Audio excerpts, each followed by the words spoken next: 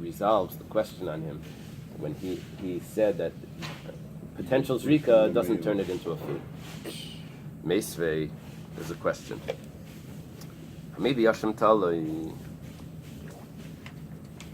If there's two pieces of meat, one is chaylev and one is kosher. Chaylev is forbidden fat, and it's on the table. One was for the maid and one was for the balabas. He comes home and he eats one of them. He tells his wife it was delicious. Which one did you eat? I don't remember. I ate one of them. I just know it was really good. Good one. So he doesn't know. So he has to bring a sacrifice just in case he ate the wrong one. It's called the Asham Tali. B'noida Shalechata. Tali is hanging. It's dependent. Yeah. Got it. What's the total? If he did a fade, then it's going to be. No, yeah, but this is a sacrifice that he doesn't make a tanai in it. It's already right. built in. Right. It's a built-in. Right. So then he finds out. Somehow they're able to tell. They sent it to the laboratory. They're able to tell. Yeah. They're able to tell that he never did the sin. So if it's before the shechita, he finds out that he never did the sin. So the whole thing was all a mistake. It was never necessary to. I'm sorry. He takes the stuff up. Yeah. So yatsa v'yirabeda. He puts it into the. It's very strange, such an opinion. Divrei Meir. He clarified that the whole thing was a mistake. Chachamim, the Chachamim say no. Yira, he has to allow it to pasture. Until it gets a mum. V'yimacher, then he sells it. V'yiplu of l'nedava, it's still considered a sacrifice. It's not this sacrifice, but he has to use it, the money.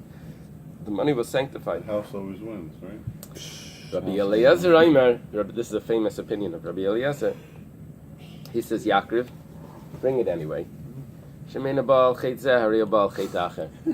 it for another, some other sin that he doesn't know about. There's a story in this book called For the Bus. Remember, you read that? So the father comes home and gives her. The wife says that one of the kids needs a patch. The father comes and gives. He says, "No, it was the other kid." So okay, she got it for something else. Okay, so. Rabbi Lezer says you bring it anyway. Okay, that's before the shechita. Misha nishchat. Once it was slaughtered, naidalai, and he finds out that it wasn't necessary for him to bring this because they saw the cameras. Adam yishafech, the blood gets spilt out. Basi yisaref, and the flesh gets burnt because the sacrifice was totally not necessary, and it was slaughtered for by mistake. Whose opinion is that? Rabbi Lezer or Meir Chachamim? So far, everyone. It's chulin shenishchatu bazar. I guess according to Rabbi Lezer, it won't be. According to Rabbi Lezer, it wouldn't be a problem. And why not according to Rabbi Meir? Also, it's not according to him. According to Rabbi Meir, for sure, it's a problem. For sure, this is correct according to Rabbi Meir, right? Why? Because it's chulin. You shafet hadam, you spill out the blood. Why a basa yisarf? If you read chulin, it's a korban. No, a basa yisarf means that you have to burn it outside, not on the altar. You take it out to burn it. It's totally invalid.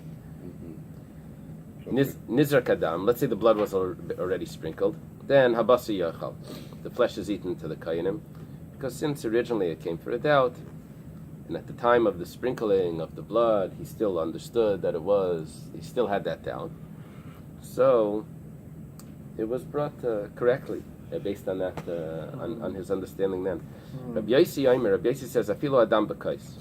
Even if the blood was not sprinkled yet, but the blood was in a cup, the utensil ready to be sprinkled, you still sprinkle. Yizarik, v'habas yechal, and then you eat it. Only after shechita.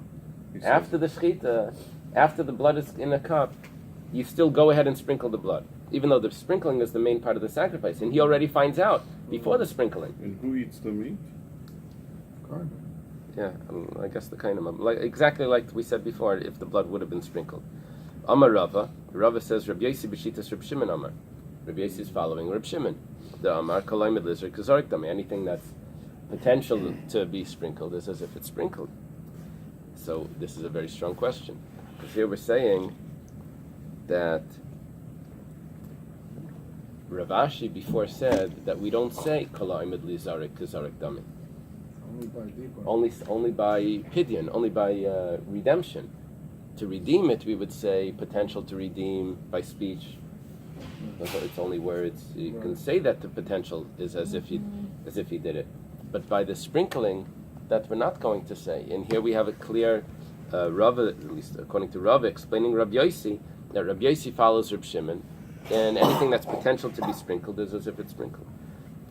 So the Gemara explains, Midi Hutaima, is that really the reason? Amri b'marav mishmei de Rabbi Yosi bar Chanina, in Eretz Yisrael, they said in the name of Rabbi Yosi bar Chanina that Hainu Taima de Rabbi Yosi, the reason for Rabbi Yosi, a different Rabbi Yosi ben Chalafta, it's Rabbi Yosi.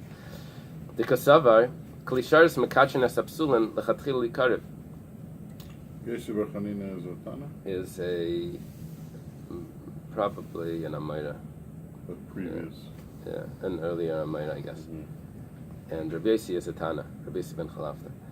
So he says the reason for Rabbi Yosi is because a Klei Sharis itself is as if it's already... The Klei Sharis itself already allows the sacrifice to be completed. In other words, it's not that you don't need to sprinkle the blood. You still need to sprinkle the blood.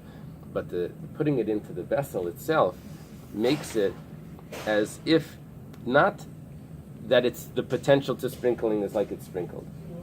The act itself of putting it into the vessel is good enough. Makes it like the sacrifice is done. Does anybody disagree that in this case, that if you shechted and you threw the blood on the mizbeach, what happens then? They don't even mention it, so obviously there's no disagreement. Right, I don't know, I'd have to look up, where is this, the beginning of Megillah? It's the beginning of Krisis, no, it's Krisis Chaf Gimel. We'd have to check that out, if there's other opinions. No problem. Okay, so we've resolved Rav Ashi's opinion. Amalei Rav Ashi Rav Kahana. Krisis was correct. Rav Ashi said to Rav Kahana, Mida Amar Reb Shimon, the fact that Reb Shimon says, Kol Oimid Lisrik Kazarif Dami, Kol Oimid Lisrik Nami Kazarif Dami, anything that has potential to be sprinkled is as if it's sprinkled. Because Reb Shimon looks at potential. So anything that's potentially to be burned is as if it's burnt. So Noisar, Upara, Amay Metam Tumasaychlin, After Ba'almahu. He's taking this to the extreme. He says if Reb Shimon looks at potential, so then the paraduma is about to be burned. We said that you can it's considered food because you have potential to redeem it. Since you have potential to redeem it, you also have potential to burn it because you have to burn it right now. And if it's burnt, so it's not considered food because you didn't burn it yet, but the potential to burn it. If Reb Shimon looks at potential, so it doesn't exist.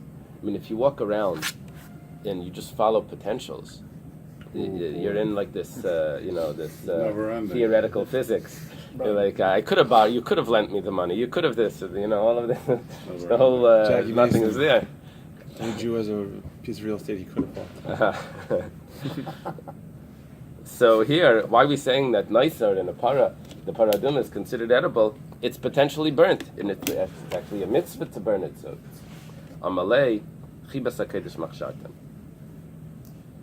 The fact there's a specialty to things that are sanctified, that even if they're not wet, usually food needs to get wet, grains need to get wet in order for it to be impure. That doesn't apply to things that are sanctified. The chibas hakedesh makes it as if it's ready to be food. So here also, even though maybe you look at potential for other things, but not here, because here the chibas hakedesh turns it into food. The belovedness of the sanctity. Amalei Ravina Ravashi. Ravina says to Ravashi, they were at the end of the Talmudic period. They were the ones that edited the Talmud. I get it that the chibas hakedesh makes it into a food to be tamei, or it makes it considered like it was wet to be susceptible to tumah. But lekruya tamei nami, is it going to be considered food to the extent lemimne beirishin v'sheni? See, the way tumah works is that we have degrees of tumah. If this touches this, then this was a father, this is a first, this is a second. There's all these different grades of what touches what. So I understand that the chibas hakedesh is going to make it into food to turn it tamei, but is it going to turn it into into tumah, that it goes into those original categories of tumah, that now it's going to be a first or a second level tumah if someone touches it, if he's holy, and this you have all these different levels. Tifshet, we can now answer a question, if this is what you're saying. The boy Rish Lakish had a question. Tzarit shel Menachos. If you have a carbon mincha, it's supposed to be mixed with the oil. The flour is supposed to mix with the oil or water, certain Menachos. And it didn't get mixed properly, and you have still a clump of flour that's totally dry. And if it was never wet, it should not become tamei. This clump was never wet. So this clump of flour, we say chibas hakodesh. If someone touches it, he'd make it tamei. Rish Lakish has a question. Does he make it tamei that it could be metama something else as well, another food? What type of tumah is it getting? Is it getting an original tumah? Or are we just saying that it has this rabbinic decree tumah? That we consider it tamei. We can now resolve the question. His question was, Mainim by Rishon V'Sheni, do we count the first and second? Ayin Mainim by Rishon V'Sheni. So the Gemara answers, Kimi Bailei Rish Lakish Deraisa. Rish Lakish was asking a question biblically, what happens? But Kikamrina Derabanan, we weren't discussing what biblically. We're not re-answering Rish Lakish's question. We're just saying that there's a rabbinic decree of tumah here, and that's what we're discussing. So really, Rish Lakish still has a question. We're discussing something else, that chibas hakodesh makes it into a food. We can get through the Mishnah. Someone says, I'm going to bring a mincha in a flat pan, but he brings it in a deep pan. Or the opposite, marcheshes feiv machvas. He says he's going to bring it in a deep pan, he brings it in a flat pan. Masha hevi. Still a mincha. However, videcha vasala yatza. But he took a vow, and he didn't fulfill his vow, so he has to bring another one to fulfill his vow. Zula havi b'machvas. Let's say he says different. He says, I'm going to bring this one, this flour in a flat pan, vehevi b'marcheshes, and instead he brings it in a deep pan. B'marcheshes vehevi b'machvas. So the opposite. He says, this I'm going to bring in a deep pan. He brings it in a flat pan, so reza psula. This is invalid, because it wasn't a vow that he took on himself. This was a designation that he put on the food, and he messed it up. Someone says, I'm going to bring two measurements, 2/10 of an ephah of flour. I'm going to bring it in one big container. But he brought it in two containers. Or what does that mean, keli? If he's going to do it as Sharis or it's ultimately going to go into a klisharis, but the difference is going to be if you're going to do kmitza on one or kmitza on both. So if he's going to do one kmitza, he's designated, I'm going to bring it in one keli. It's going to be one kmitza for both. Or b'shnei kelim, he says, no, we're going to do it in two. V'hevi b'kliyachan, and instead he brings it in one. So, masha hevi, what he brought is acceptable. However, v'dechavas layatza, but it wasn't what he promised, and he never fulfilled his promise. Well, two is better than one. Yeah, but he promised that he's going to bring a big one. He never brought a big one. Oh. Eilu, let's say he says different. Let's say he says, Eilu, these two measurements of flour, b'kliyachad I'm going to bring it in one, and he designates it. In one vessel, v'hevi b'shnei kelim, and he brings it in two vessels, b'shnei kelim v'hevi b'kliyachad. Or the opposite, he says he's going to bring these, in two vessels, and he brings it in one vessel, so harela psulim. This is invalid, because he designated it, and he messed it up. Harei shnei yisrainais, accepts on himself two measurements of flour, l'havi b'kliyachad, to bring in one vessel. V'hevi b'shnei kelim, but he brings it in two vessels. Okay. So far we had that case already. He accepted on himself. The problem was here, Amrulai, the Kayanim knew what he said. This is why people take this out loud. And they said, B'kliyachad nadarta, you said that you were going to bring it in one vessel. Ekrivam b'shnei kelim, and he continues. And he brings it, he doesn't say anything to them. And he brings it in two vessels, it's psula. This is invalid. Because he didn't fulfill his vow, and we know that this is his vow because he didn't respond to them. You see, in the first cases we said, oh, this is another one that he's bringing, but now we're saying, no, this is the one that he promised, and he's not doing it correctly. But b'kliyachad, if he changes ksherim, that's probably his brought, because just to finish it off. He says, I'm going to bring two measurements of flour to bring in two vessels. Baby b'kliyachad, but he brings it in one vessel. Amrulai, they tell him, b'shnei kelim nadarta, you promised, you're going to bring it in two vessels. Ekrivim b'shnei kelim, then it's ksherim.